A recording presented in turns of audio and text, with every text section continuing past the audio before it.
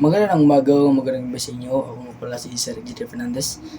At italakay ko sa inyo kung paano nagsimula o paano umusbong ang LGBTQ sa Pilipinas. O paano ito kinikilala na sa ngayon.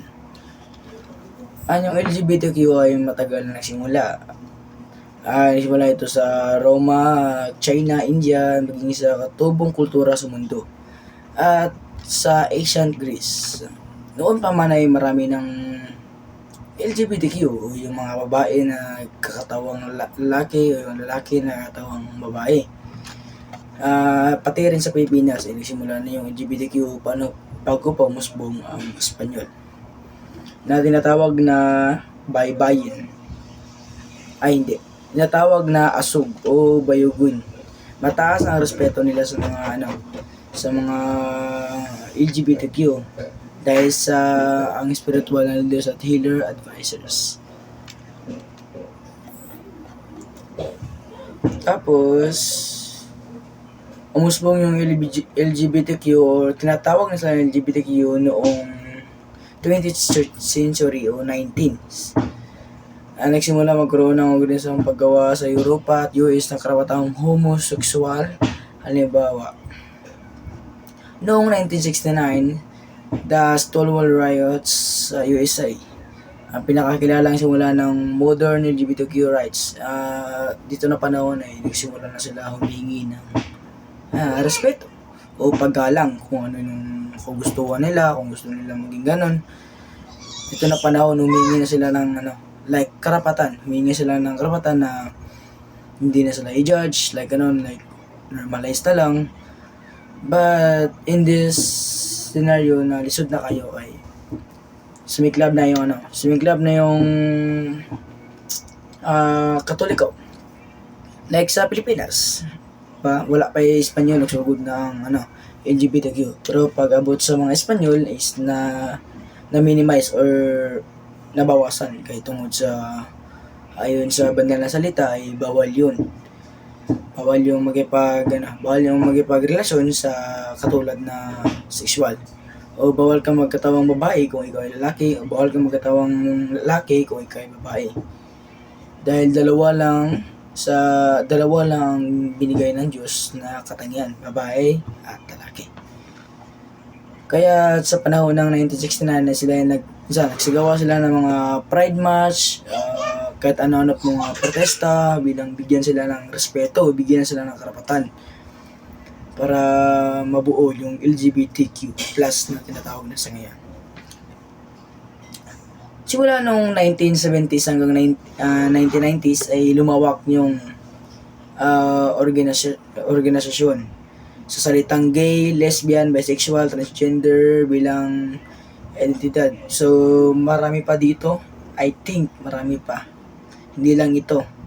Naging mas organisado ng laban para sa karapatan, laban sa diskriminasyon at visibility. Dahil sa ganyan sila,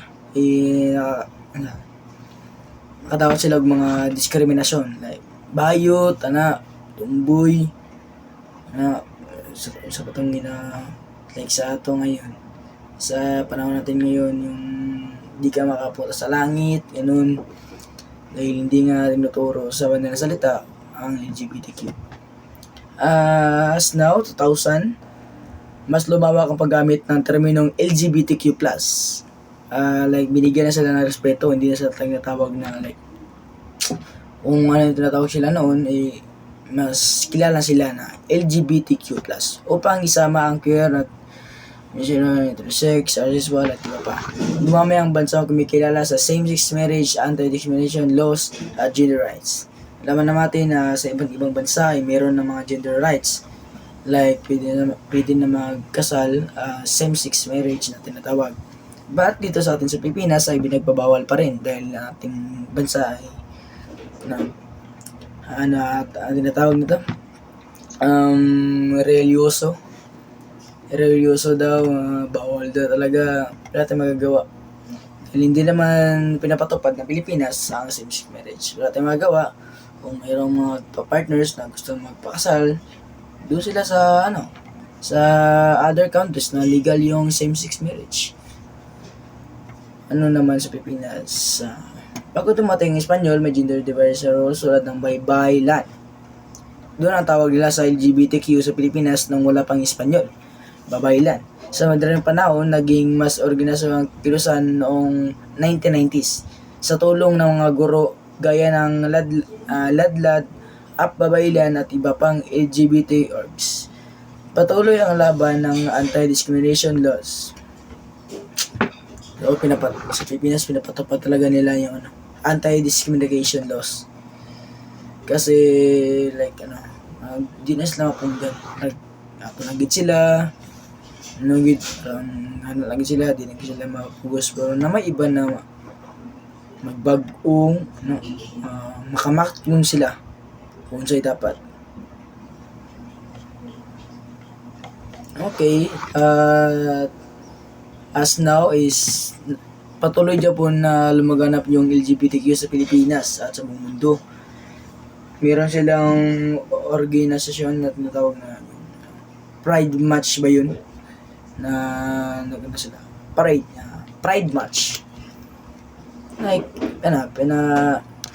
kasi sa Pilipinas hindi pa legal yung same-sex marriage. Kaya hanggang ngayon nagpa-protesta pa rin sila na ipatupad na yung same-sex marriage at pagbigay ng respeto at karapatan sa kanila dito sa ating lipunan. But hindi naman natin masisisi yung mga nakakataas natin dahil based on my opinion is bawal talaga. Pero I don't know sa other opinion kasi lahat naman tao may iba't ibang opinion. At doon lang naman tayo tatapos na ating talakay at doon lang masasabi ko sa same-sex